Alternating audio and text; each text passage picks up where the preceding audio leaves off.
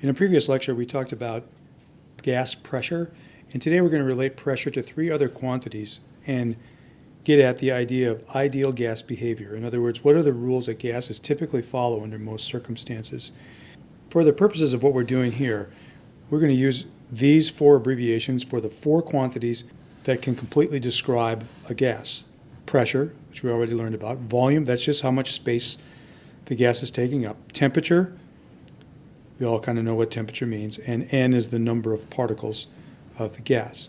As we go through this, what we're going to do is isolate two of the variables and look at the relationship between the other two. So first we're going to explore something called Boyle's law. Boyle's law is how pressure varies with volume when the temperature and the number of particles remains constant. This is the graphical representation of what you would see from the data in an experiment like this. This represents an inverse proportionality. So that means pressure is proportional to 1 over volume. Or if you wanted to express it as an equation, that would mean pressure is equal to a constant number times 1 over volume. If you solve for the constant, that would mean that the product of pressure and volume is constant. So that means if you had two different conditions for the same temperature and same number of particles, the product of the first pressure and its volume would be equal to the product of the second pressure and volume. So this is what we call a two-point form of the law, and it's useful in solving problems. For example, this problem, it says an empty 1 liter water bottle is sealed at the top of a mountain and brought to sea level where the volume is now 850 milliliters. If the pressure at sea level was 765 torr, what was the pressure on the mountain? So in this case, we could set up Boyle's law as pressure mountain volume on mountain equals pressure at sea level times volume at sea level. So what we want to know is the pressure on the mountain, so we'll solve for that. Pressure on the mountain is pressure at sea level times volume at sea level divided by the volume on the mountain. So that's 765 torrs times 0.85 liters divided by the volume on the mountain originally was 1 liter. So we solve this and we get 650 torrs as the pressure that must have been present on the mountain. The next law we're going to look at is called Charles' law. And in this law we're going to hold pressure and number of particles constant and look at how the volume varies with the temperature. And what we find is it's a straight line relationship. So the equation of this would be volume is equal to some vertical intercept plus the slope of this line times temperature. Now it's hard to make a nice, convenient two-point form of this law with that vertical intercept in there. It's kind of a pesky thing. So what we can do is we can take this data and we can just extend the best fitting line for the data backwards until it crosses the horizontal axis, crosses the temperature axis. And that should be the coldest possible temperature that there can be. And in fact, that turns out to be negative 273.15 degrees Celsius. So this is temperature on this graph that's in Celsius. So scientists, wanting to get rid of the vertical intercept, chose to use a different temperature scale called absolute temperature scale, or the Kelvin scale. It's named after William Thomson, who was Lord Kelvin. He was a science guy back in the day. And so what they did was they just shifted the scale over so that 0 started at this coldest possible temperature that could exist. So now there's no vertical intercept, and that means the volume is directly proportional to the temperature.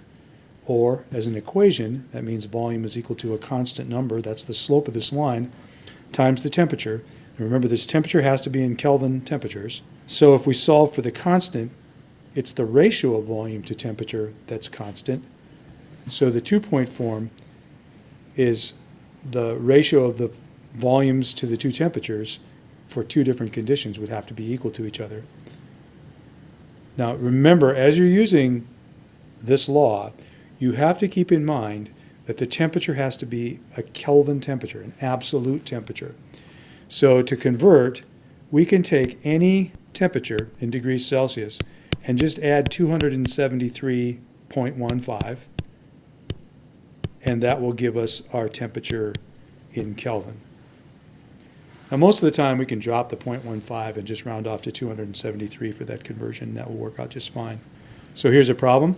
A balloon is filled with helium at 25 degrees C, and because we know we have to get this in Kelvin to work with it, let's take 25 degrees C and add 273 to it, and that's going to give us 298 for a Kelvin temperature, an absolute temperature. Until its volume is 2.25 liters, it's left outside overnight, and then the temperature drops to 10 degrees. So 10 plus 273, that's going to give us 283 kelvins. What's its new volume at this temperature? So Charles' law in the 2-point form is going to say volume 1 over temperature 1 is volume 2 over temperature 2. So we can plug in our information here.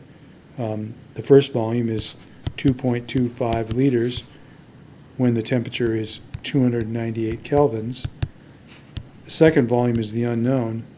The second temperature is 283 kelvins. So we can solve this by taking 2.25 liters, multiplying by 283 kelvins, and then dividing by 298 kelvins. Kelvins are going to drop out. Volume comes out in liters, and it's 2.14 liters to 3 significant figures. The next relationship is called Amonton's law, and this is the variation between pressure and temperature when volume and number of particles are constant. We're working in absolute temperature so that we can avoid having temperatures that are below zero, and this relationship turns out to be also a direct proportionality. Since pressure is directly proportional to temperature, that means pressure is equal to some constant number, which is the slope of this line, times temperature. So solving for the constant, we get the ratio of pressure to temperature. This is looking much like Charles's law in form. And so the 2-point form is the ratios of pressures to temperatures are constant. Here's a problem you could solve with Amonton's law. When a car tire's pressure is 32 psi in a heated garage where the temperature is 18 degrees Celsius, then you take it outside where the temperature is negative 18 degrees Celsius, and you want to know what the pressure is. These temperatures are going to have to be in kelvins, so we'll take 18 and add 273 to it. That will give us 291 kelvins. And we'll take negative 18 and add 273 to it, and that will give us 255 kelvins. So with Amonton's law being P1 over T1 equals P2 over T2, we can just plug our information in. 32 psi was the pressure when the temperature was 291 kelvins. We want to know what the second pressure is when the temperature is 255 kelvins. So P2 is going to be 32 psi times 255 kelvins divided by 291 kelvins. The answer is going to come out in psi's, and it's 28 psi. The relationship between pressure and number of particles when you hold the temperature and the volume constant looks like this. It's a direct proportionality. So since pressure is directly proportional to the number of particles, we could say that the pressure is equal to some constant number times the number of particles, and that means the ratio of pressure to number of particles is constant. We don't end up having to use a 2-point form of this law very often, but there is a consequence of this that's important. It's called Avogadro's principle, and let's build it up here. If pressure is proportional to number of particles, and pressure is also proportional to the temperature, and pressure is also proportional to 1 over the volume, then you can put those things together, and that's telling you that pressure is proportional to the number of particles times the temperature divided by the volume. So if that's true, and we divide both sides by temperature, we can get the ratio of pressure to temperature is proportional to the ratio of number of particles and volume.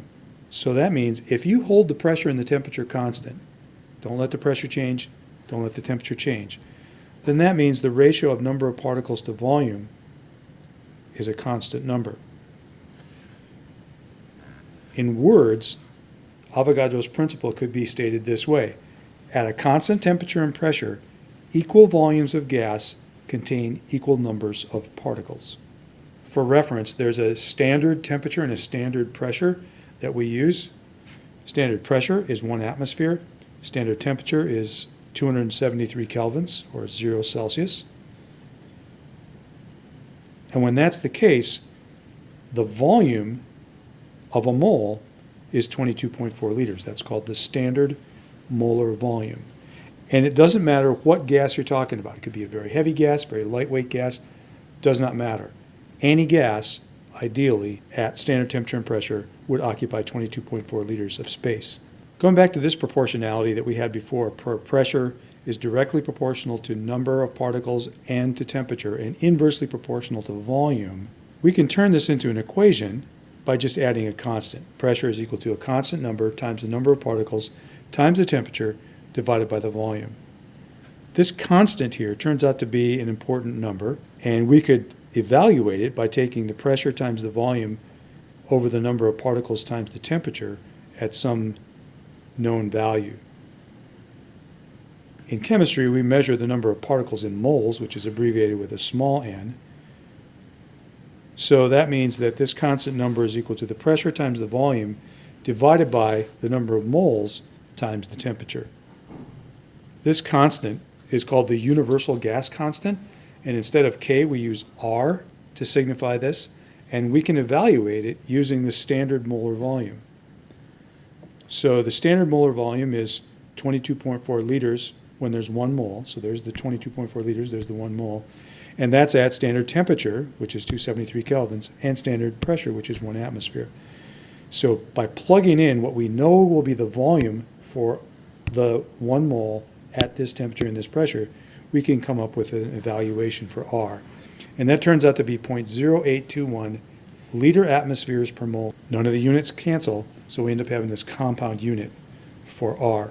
It turns out that R is not only useful here in the ideal gas law, but this is one of those constant numbers that just keeps popping up over and over again in contexts that don't seem to have anything to do with gases. The ideal gas law is usually expressed in this format, PV equals nRT, but it can be rearranged to solve for any unknown quantity that you want. Here's an example. How many moles of gas are present in a 250 milliliter container at 740 torr and 25 degrees C? So what we want here is number of moles. So we'll solve this equation for N, that's the number of moles. It's going to be equal to PV over R times T. Now a thing to keep in mind is that R is in terms of liters and atmospheres and kelvins and moles. And so that means any volume that we put into this law, so that means if we're using the R in the form of 0.0821 liter atmospheres per mole Kelvin, any volume we put in there has to be in liters, any pressure has to be in atmospheres, and any temperature has to be in kelvins in order for the units to work out. So our 250 milliliter container, we want to think about this as a 0.250 liter container. 740 torrs, well, we want to convert that 740 torrs with 1 atmosphere being equal to 760 torrs can be converted, and that's going to give us 0.974 atmospheres. And then 25 degrees C, well, we'll take 25 and we'll add 273.15, and that's going to give us 298.2 kelvins. So now we have everything in the units that we need, and we'll plug it into this equation. So the number of particles here, or number of moles I should say, is going to be equal to the pressure, 0.974 atmospheres, times the volume, 0.250 liters, divided by R, 0.0821 liter atmospheres per mole Kelvin, times the temperature, which you now know is 298.2 kelvins. And when you do this calculation, it comes out to 0.00995 moles. A couple more concepts here. Dalton's law of partial pressures, this is discovered by John Dalton, the same person who gave us the original atomic theory. He said that in a mixture of gases, each gas contributes to the total pressure in proportion to its mole fraction. So one way of saying this is that the pressure of gas A plus the pressure of gas B plus the pressure of however many gases that you have all add up to be the total pressure. And he's saying that if we take the total pressure and multiply it by the fraction of the number of moles of one gas to the total number of moles of all the gases, and we sum those all up, we'll get the total pressure. Mole fraction is that ratio of number of moles of an individual gas to the total number of moles. So this could be rewritten this way. The total pressure is equal to the total pressure times the mole fraction of A plus the total pressure times the mole fraction of B plus for however many gases that you have in your mixture. And also, if you wanted to know the individual partial pressure of any gas, it's equal to the total pressure times the mole fraction of that individual gas. So here's a problem that involves that. What's the partial pressure of oxygen in air that's 19% oxygen by mole if the atmospheric pressure is 763 torrs? So the pressure of the oxygen, that's the individual gas, is equal to the total pressure times the mole fraction of oxygen. So in this case, the total pressure is 763 torrs. And the mole fraction of oxygen, well, it's 19%, so that's 0.19. And this works out to 150 torrs. And that's the pressure of oxygen in this mixture. One useful application of Dalton's law of partial pressures is when you do an experiment and it involves collecting a gas over water. A really good way to collect a gas is to, you do your experiment, it produces some gas, like hydrogen in this case, and then you allow the hydrogen to only escape by going through a tube, and that tube causes the gas to bubble up into some water and create a little bubble up at the top. So this is like an upside down graduated cylinder, and the hydrogen from the reaction ends up in there. Unfortunately, that's not the only gas that's in there, because water is going to end up in there from evaporation. So now you have a mixture of two gases. And according to Dalton's law of partial pressures, that means the total pressure that's in that space up there is equal to the partial pressure of the water vapor plus the partial pressure of the hydrogen. It turns out that water has a pretty consistent vapor pressure. As the temperature gets higher and higher, the vapor pressure gets higher and higher as well. It's not a straight line relationship, but it's been quantified. And so we have tables like this one that will tell us what the partial pressure of water is at any temperature. So if we have this problem here where we have a 30.52 milliliter sample of hydrogen, it's collected over water, and the temperature is 21 Celsius, and the total pressure is 0.984 atmospheres, how many moles of hydrogen were in the sample? So the first thing that we can do is find the pressure of water and get it in atmospheres. So if we look at 21.5 degrees C, 19.2 millimeters of mercury is the partial pressure of water at that temperature. So 19.2 millimeters of mercury